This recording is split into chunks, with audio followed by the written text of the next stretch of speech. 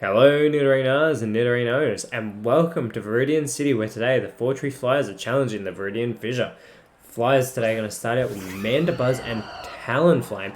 They're definitely going to have the speed advantage, whereas Seismitoad and Sandaconda are going to start out for the Viridian Fissure. Now let us know in the comments below who you think is going to win today, the Viridian Fissure or the Fortree Flyers. As I said, the Flyers are definitely going to have the speed advantage.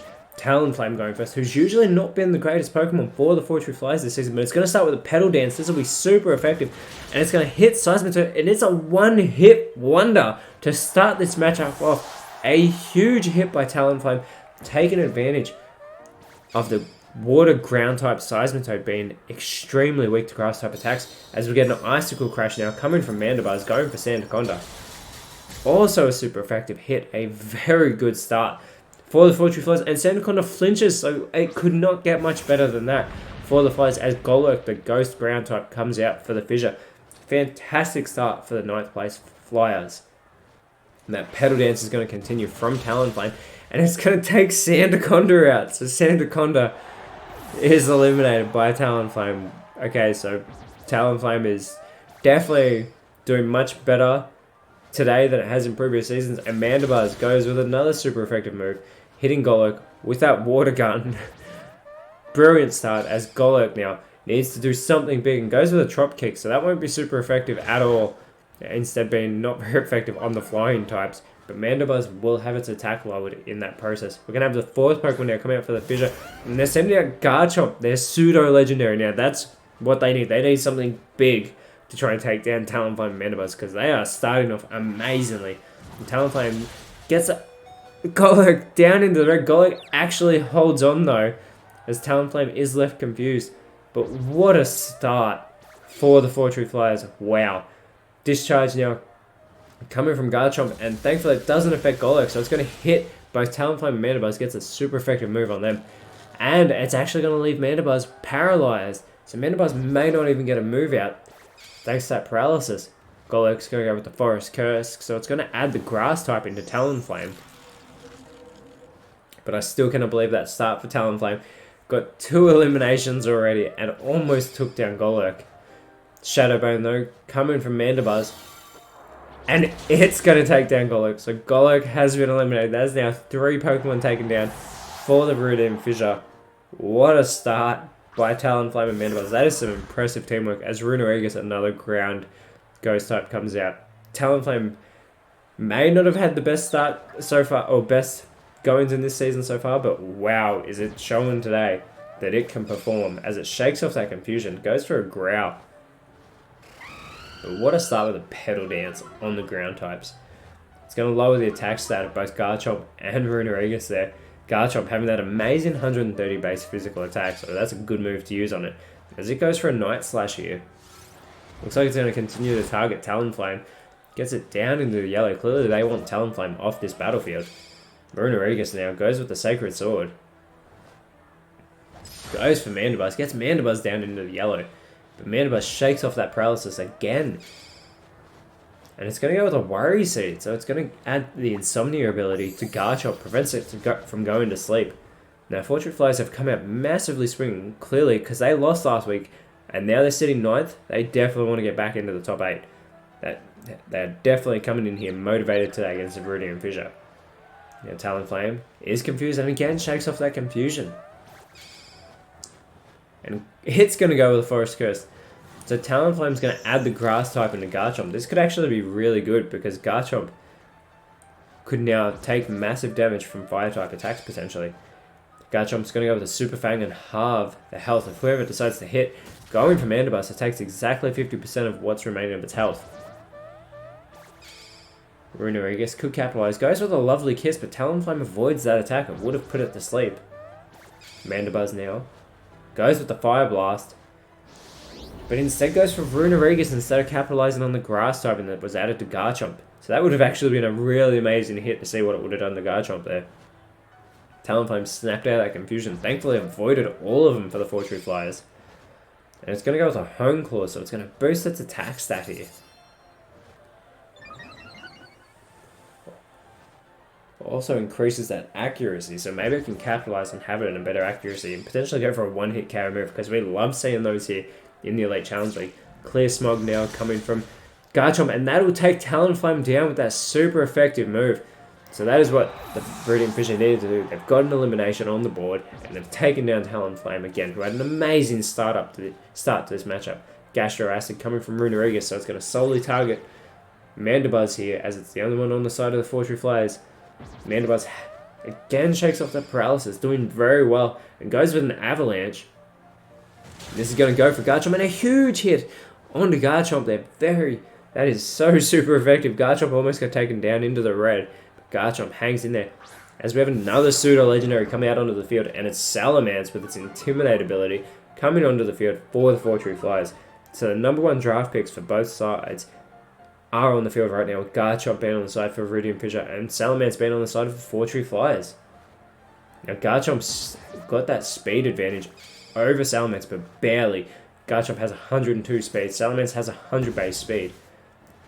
As we see a defog come from Garchomp, lowering Mandibuzz's evasiveness. Now Salamence goes with a last resort, but that does fail. Runerigus now has the opportunity to capitalize. Goes with an Ice Beam. And it goes for Mandibuzz. This should finish it off, and it does. So Mandibuzz has been eliminated. You almost got to wonder though, would it have been better for him to go for Salamence and try and take down the Dragon type? But we are going to have the fourth Pokemon now come out for the Fortree Flyers, and it's Unpheasant. Now, don't be mistaken, the Viridian Fissure is still in this. It's 3 down on the side of the Viridian Fissure and 2 down on the side of the Fortree Flyers. Garchomp again with that speed advantage. And it's going to go with a Hammer Arm here. This should not be very effective on the flying types, targeting Unpheasant there. Gets a much better hit though, thanks to that normal typing being on Unpheasant. Salamence. It's going to go with a Flower Shield, so it doesn't go for an offensive type attack. And Salamence does have a stronger base physical attack than what Garchomp does. So you got to think that Salamence needs to take advantage of that whilst it can. We get a speed swap now coming from Unpheasant and swapping with Runerigus. That is a terrible choice, as Runerigus is the slowest Pokemon on this side of the Viridian Fissure.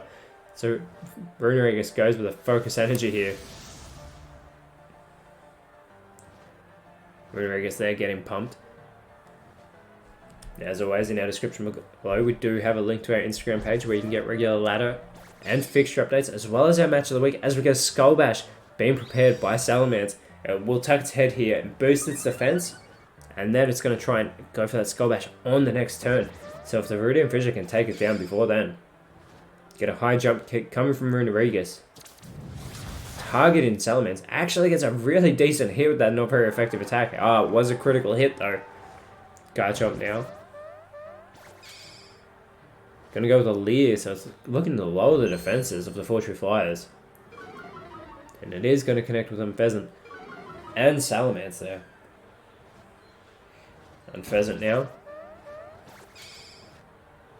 It's going to go with a Nuzzle, but it's not going to affect the Viridian Fissure, as they are all immune to electric type attacks, as the Flying are all immune to the ground type attacks that the Viridian Fissure specialise in. And that Skull Bash has taken down Garchomp, so Salamence has eliminated the pseudo legendary of the Viridian Fissure. A very impressive Skull Bash there by Salamence. So we get a Headbutt now coming from Runerigus. And another good hit there. Another critical hit onto Salamence. Takes it down into the yellow. Unpheasant's going to target Runerigus here. Goes with a Water Pulse. This will be super effective. Thanks to that ground typing. Decent hit. Runerigus though takes it quite well. It does get taken down into the yellow. Runerigus is left confused.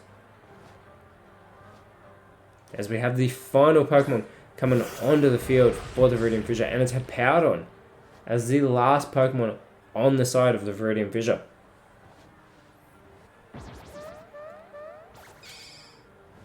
Salamence now is going to go with a Mach Punch, fitting move for the first move of the turn.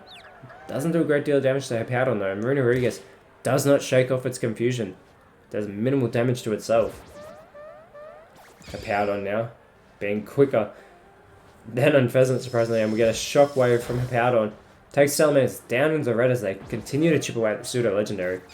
Unpheasant now, going to go with the Psychic Fangs.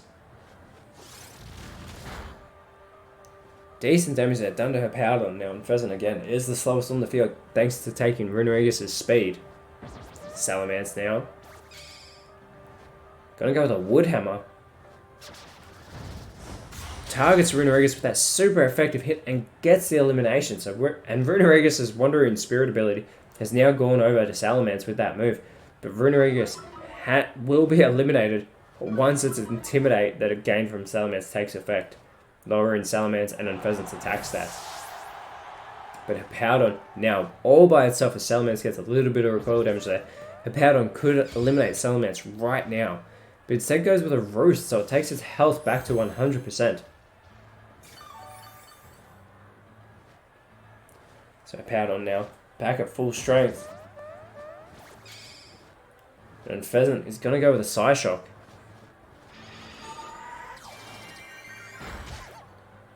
So they go back to chipping away now at Hippowdon, the last remaining Pokemon on the Viridian Fissure.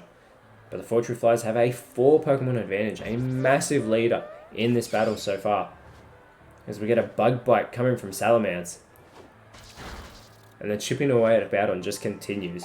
As Salamence eats that Leopard Berry right in front of Hippowdon there.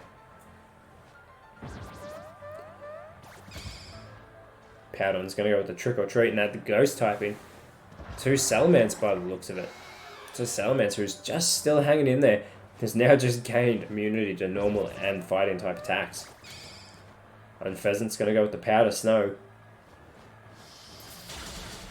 And a very good hit. Takes a Powder down into the yellow. That's super effective move.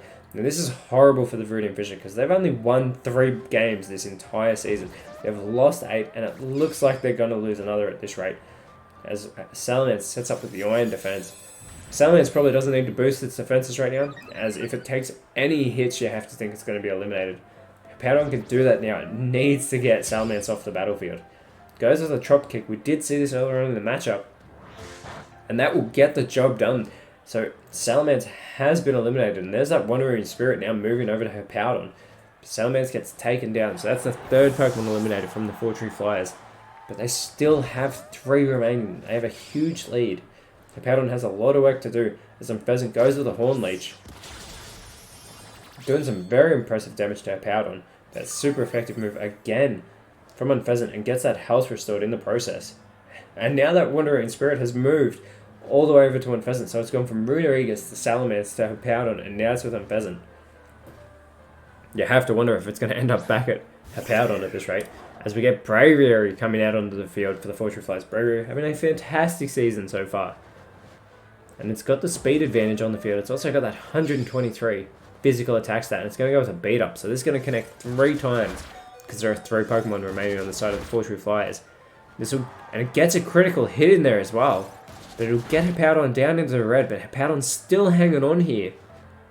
If it can come out with something like a Blizzard and just evaporate both of the Fortree Flyers Pokemon, but instead goes with a Clanging Scales, which does hit both Unpheasant and Braviary, but it'll lower Hippowdon's defense in the process. And Pheasant can capitalize right here and get the victory for the Flyers, but goes with a Topsy-Turvy. So it's going to reverse all of Hippowdon's stat changes in the matchup so far. So Hippowdon just gets a defense boost now. Braviary will still have that speed advantage. But you almost think you're just waiting for the Viridian Fissure to get taken down. And here comes a Seismic Toss from Braviary. It's going to pick Hippowdon up and throw it straight back down and gets the elimination.